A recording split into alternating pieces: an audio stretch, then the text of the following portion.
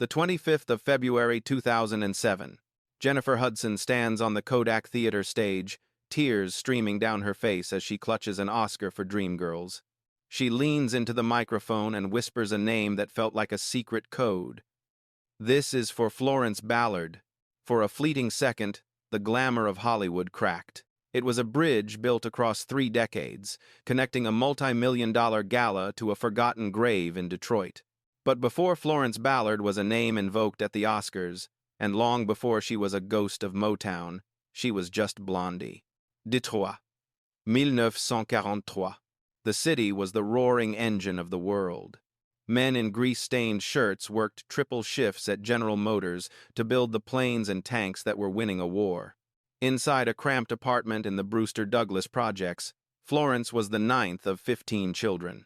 In a house that loud, you didn't just speak to be heard, Banfi hat. Her father, a quiet man who found his peace in his guitar strings, recognized it first. By age 5, Florence had a voice that sounded like it had already lived 100 years. Neighbors in the projects would prop open their windows in the sweltering heat just to hear the little girl with the grown woman's voice echo through the concrete canyons. She was vibrant. She was Blondie, a nickname given for her light complexion and the auburn tint in her hair. She wasn't a tragic figure yet. She was the life of the party, a girl who could out-laugh and out-sing anyone on the block. Music wasn't a career path, it was the oxygen of the Brewster Projects. It was in those hallways that Florence found her first accomplice, Mary Wilson. They were 2 teenagers harmonizing in bathroom stalls because the acoustics made them sound like they were in a cathedral. They weren't looking for a machinery to join. They were looking for a way to matter. When a local manager began looking for a sister act to his male group, Florence didn't just join, she led. She brought Mary, and they found a sharp, ambitious girl from down the street named Diana Ross. They called themselves the Primettes. They were 3 girls, 1 borrowed microphone, and a dream that was louder than the factory whistles. Florence was the undisputed anchor. Her deep, church-born tone gave the group its gravity. They made their own dresses, they walked through Detroit snowdrifts to reach $5 gigs, and they shared a teenage promise: if one of us makes it, we all make it. But as the investigation into Florence's life begins to peel back the layers, we see the first cracks in the pavement. In those early days at Hitsville U.S.A., Florence wasn't a background singer. She was the one Berry Gordy initially put out front. She was the one who sang buttered popcorn with a grit that made the floorboards shake. She was a woman of soul in a world that was about to ask her to be a girl of pop. We aren't here to judge the system just yet. We are here to meet the girl who gave that system its name. Florence Ballard was the one who looked at a list of names and pointed to the Supremes. She chose the word. She owned the sound. But as the 1,950 seconds turned into the 60 seconds, the girl from Brewster was about to find out that in the factory of hits, the most powerful voice isn't always the one that's allowed to lead the song. Every investigation into a fallen star eventually finds a point of no return, a moment where the light in their eyes is replaced by a guarded, permanent flicker of survival. For Florence Ballard, that moment didn't happen in a boardroom or on a stage.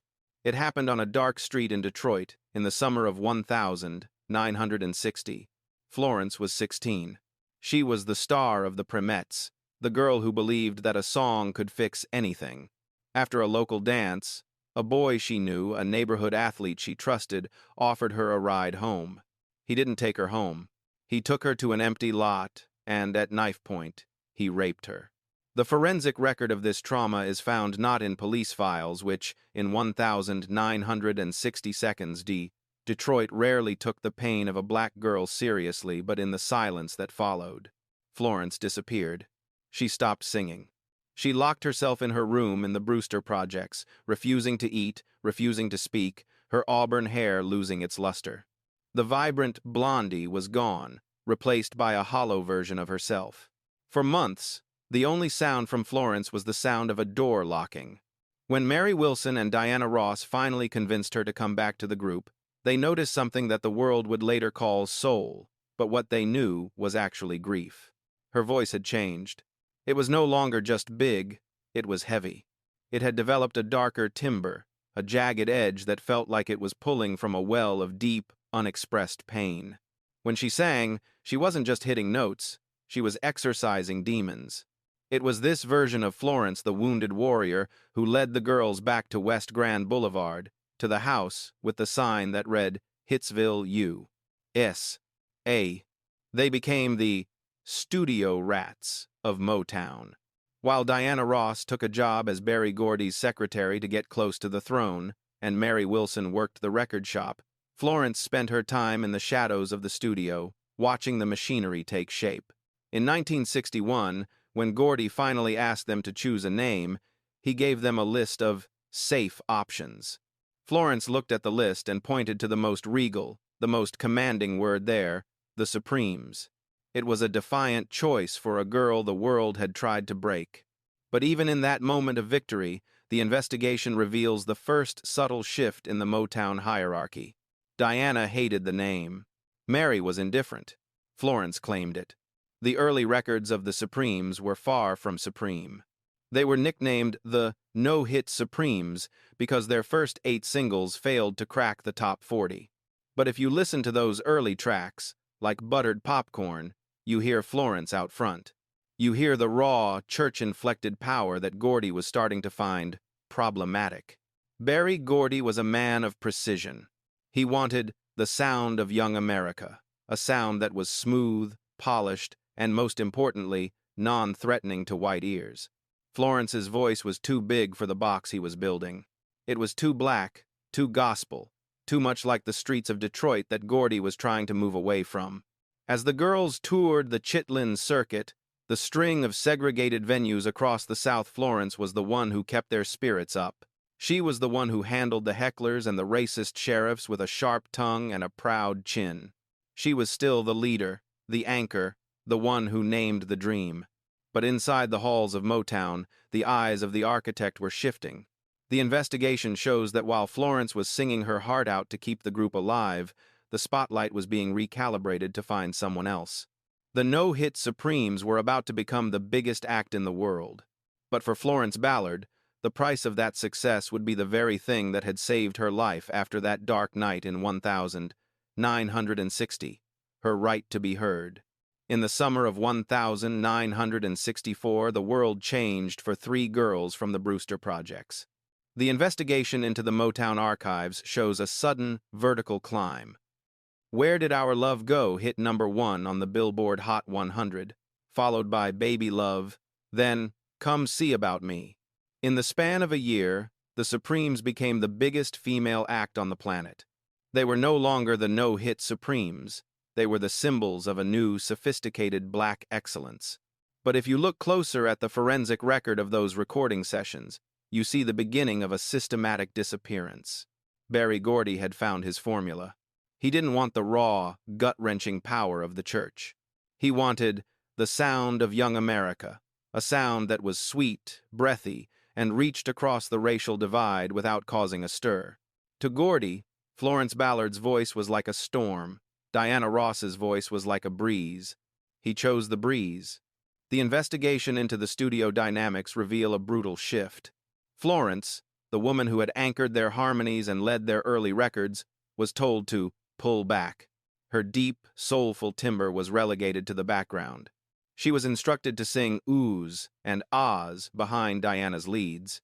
On stage, the choreography was redesigned. Diana was moved to the center. Florence and Mary Wilson were pushed to the wings. It was a visual and auditory demotion, performed with surgical precision. But the erasure wasn't just musical, it was personal. The Supremes were now under the Motown finishing school protocol. They were taught how to walk, how to eat, and how to speak with an accent that hid the streets of Detroit. Florence, always proud and unapologetically real, found the mask suffocating. She was Blondie from the Projects. She spoke her mind. She laughed too loud, and she refused to pretend that the gilded cage didn't have bars. The pressure of 300 days a year on the road began to take its toll.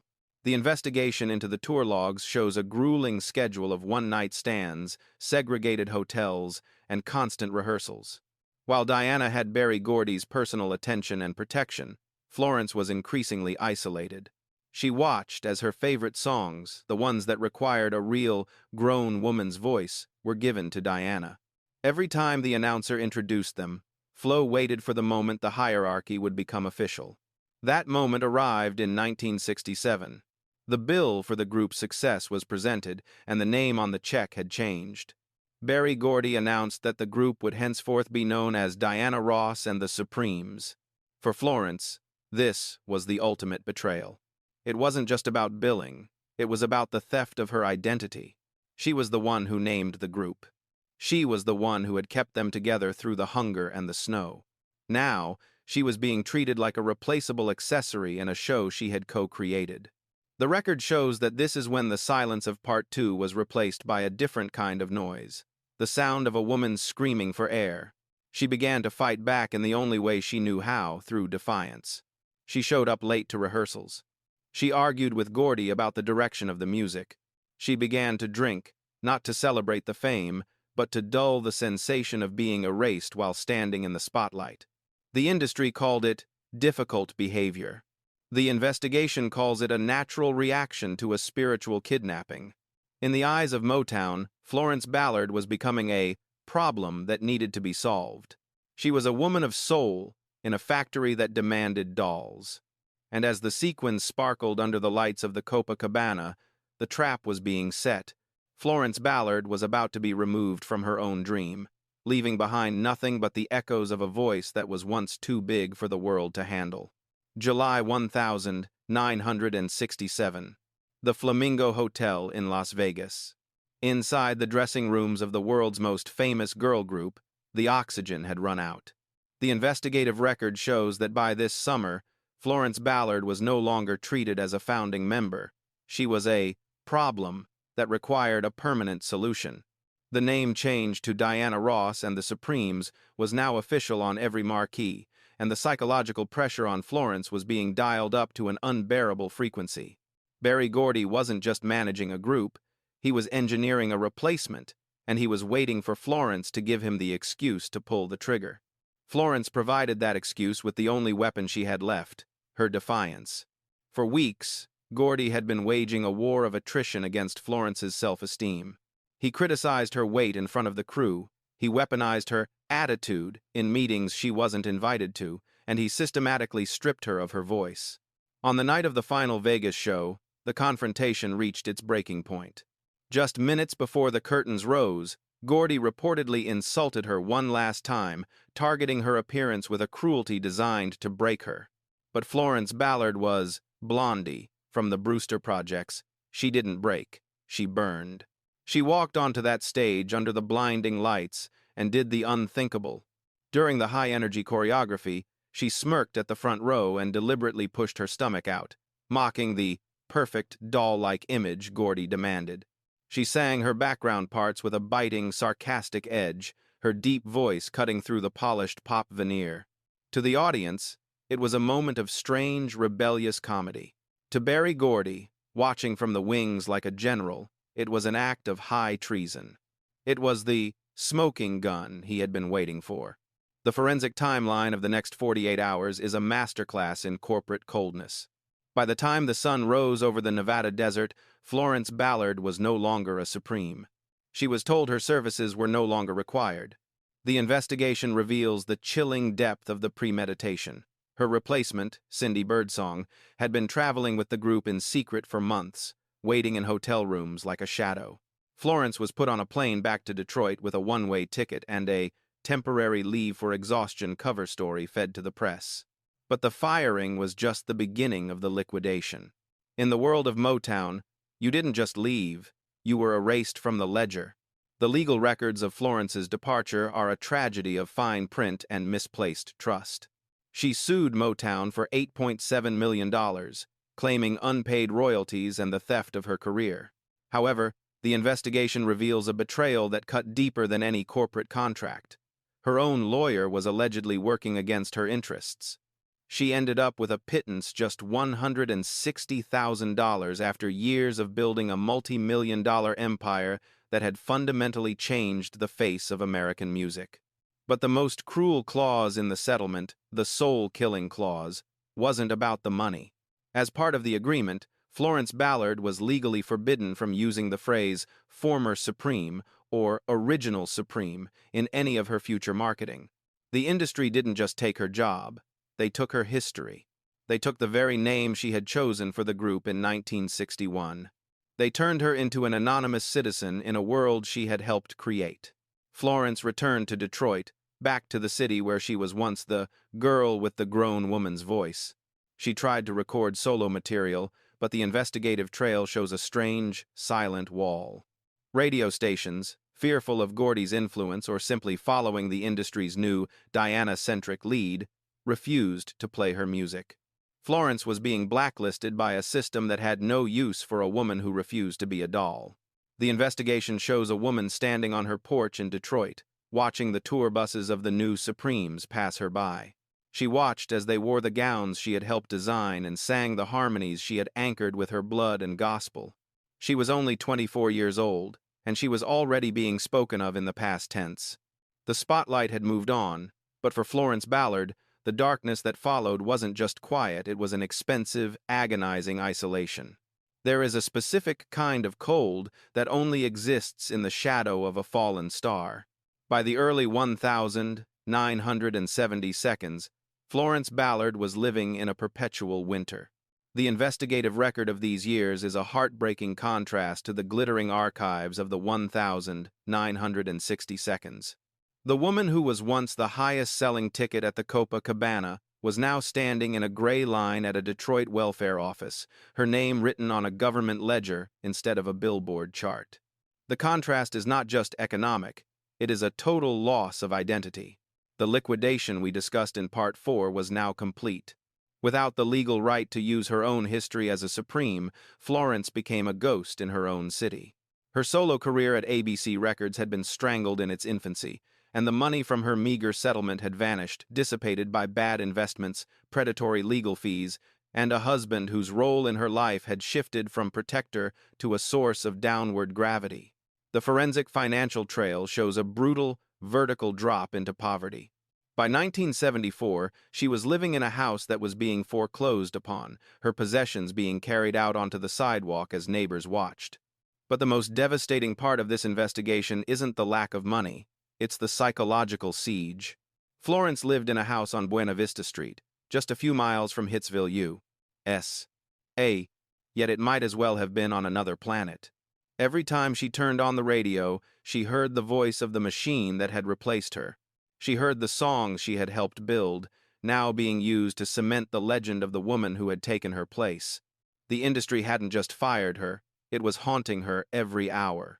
It was a form of auditory gaslighting. The world was celebrating a dream that she had helped dream while she sat in the dark because she couldn't pay the electric bill. The records of this period describe a woman retreating into the only sanctuary she had left, her 3 daughters.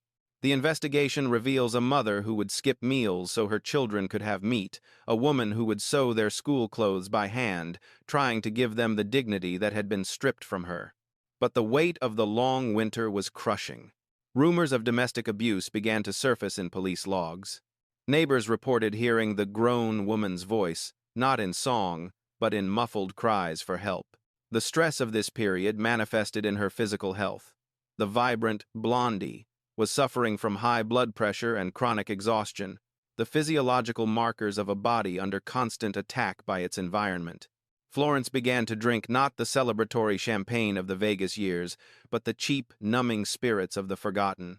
To the world, she was a cautionary tale, a difficult woman who couldn't handle the pressure. But the investigative reality is different. She was a woman who had been discarded by an entire industry. She had been told she was worthless by the very people who had become millionaires off her labor. In 1975, the state of Michigan officially listed her as a destitute person. There is a haunting piece of evidence from 1975, an interview where Florence, her voice raspy and tired, still tries to find a note of grace. She speaks about wanting to write a book, about finding her way back to the church, and about starting over. She even reconnected with Diana Ross during a brief encounter at a concert, a moment that the tabloids treated as a spectacle, but which for Florence was a desperate, silent search for closure. She wasn't looking for a handout. She was looking for an acknowledgement that she had existed. By the winter of 1976, the long winter seemed to be nearing its end. Florence was 32 years old, but the forensic weathering on her spirit was that of a woman twice her age. She was living in a modest house, finally receiving a small insurance settlement that allowed her to buy her children Christmas presents for the first time in years. She was reading her Bible, planning a return to the stage, and for the first time in a decade, she seemed to be outrunning the ghosts of Motown. She told her sister, "I'm coming back. Blondie is coming back." But as this investigation has shown, the price of the dream is often paid in full. The winter was about to claim its most famous victim. The lost Supreme was preparing for a rebirth, but the city of Detroit was about to witness a final, tragic silence that would force America to finally say her name. On the night of the 21st of February 1976, the long winter of Florence Ballard came to a sudden, absolute end. The woman who had been planning her return to the spotlight, the woman who had just bought her daughter's school clothes and started reading her Bible again, complained of a sudden numbness in her extremities. She was admitted to Mount Carmel Mercy Hospital in Detroit. By the early hours of the next morning, at just 32 years old, the founding mother of the Supremes was gone. The official cause of death was listed as a coronary thrombosis, a blood clot in the heart. But in the forensic study of a life as turbulent as Florence's, the official cause often hides the deeper truth. The investigation into her final months shows a body that had been weathered by years of chronic stress, high blood pressure, and the metabolic toll of poverty. In medical terms, she died of a heart attack. In human terms, she died of the Hollywood bill we have traced from the very first part of this dossier. The news of her death hit Detroit like a physical blow. The city that had once worshipped Blondie was forced to reconcile the image of the sparkling Supreme with the reality of the destitute woman she had become. The investigative record of her funeral on the 26th of February 1976 describes a scene of chaotic grief and simmering resentment. Over 5,000 people crowded into the New Bethel Baptist Church, the sanctuary of Reverend C. And masses, Franklin. They didn't come to see a star. They came to reclaim a sister. But the focal point of the investigation into that day isn't the crowd, it's the arrivals. When Diana Ross arrived, the atmosphere turned toxic. The investigative notes of the day describe a chilling scene. Diana, arriving in a limousine with heavy security, was met with boos and jeers from the Detroit crowd. To the people of the Brewster Projects, Diana wasn't just a former bandmate. She was the face of the machine that had erased Florence. Inside the church, Diana sat in the front row, weeping openly. In a moment that would be debated for decades, she took one of Florence's young daughters onto her lap. To some, it was a gesture of love. To others, it was the final performance, a way to center herself even at Florence's funeral. Then, there was the ghost who didn't appear. Berry Gordy, the architect of Motown, stayed away. He didn't walk the aisles of New Bethel. Instead, he sent a floral arrangement with a simple two-word note that felt to many like a final, cold dismissal. "Goodbye, Flo." As the casket was carried out of the church, the people of Detroit surged forward. They climbed onto the hearse, reaching for the flowers, desperate to take home a piece of the woman who had represented their own dreams. They understood what the industry chose to ignore, that Florence Ballard was the heartbeat of the sound that moved the world. When she died, a part of Detroit's soul died with her. The investigation into her death leaves behind a trail of what-ifs. What if she had finished that book? What if her solo album had been given a fair chance? Her sister later whispered rumors of fear that Florence knew things about the inner workings of the industry that made people uncomfortable. But the forensic reality is simpler and more devastating. Florence Ballard died because she was a woman of high-voltage truth in an industry that preferred low-wattage illusions. She was buried in Detroit Memorial Park, leaving behind 3 daughters and a legacy that Motown tried to bury with her. But as we move into our final chapter, we will see that the final silence wasn't the end. It was the moment her voice began to vibrate on a frequency that no corporation could ever silence. Some stories don't need a happy ending to be legendary. They just need an honest one. As we close the investigative dossier on Florence Ballard, we are forced to confront the truth that the music industry spent decades trying to sanitize. That you can take a woman's solos, you can take her name, and you can even take her life, but you cannot erase her frequency. For years, Florence was the lost supreme, a cautionary tale whispered in the hallways of Hitsville. But history has a way of correcting the record when the truth is written in a voice as powerful as hers. The legacy of Florence Ballard isn't found in the gold records hanging in Berry Gordy's office. It is found in the very foundation of modern soul. When we look at the landscape of 21st century music, we see her heirs everywhere. From the powerhouse vocals of Beyoncé to the raw vulnerability of Adele and the defiant soul of Jennifer Hudson, the Womack frequency and the Ballard grit have become the gold standard of authenticity. She was the woman who proved that soul isn't a marketing category, it is a survivor's anthem. The investigation into her cultural resurrection reveals a fascinating shift in the 1,980 seconds and 90 seconds. As the glitter of the crossover era began to fade, music historians and fans began to dig through the archives.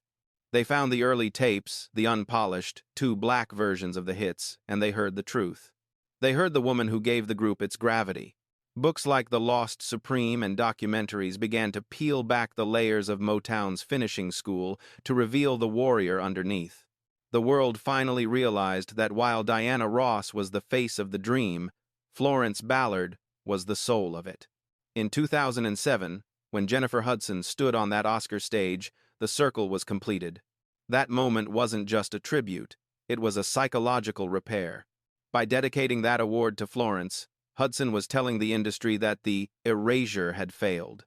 You cannot move a woman to the background when her spirit is the very reason the building is standing. Today, Florence's story serves as a mirror for the ongoing conversation about ownership, representation, and the protection of black women's labor in entertainment. If you listen closely to the great soul records today, you can still hear her. You hear her in every singer who refuses to pull back their power. You hear her in every artist who stands their ground when the machine asks them to be a doll. Florence Ballard was more than a singer. She was a revelation. She was the one who showed us that the street corner and the church altar are the same place if you sing with enough honesty. The investigation into Florence Ballard is over. The pariah has been redeemed. The ghost has become a legend. And as we turn off the studio lights, her voice remains a raspy, righteous reminder that the only thing more powerful than an industry's silence is a woman's refusal to be forgotten. Rest in power, Blondie. The world finally knows your name.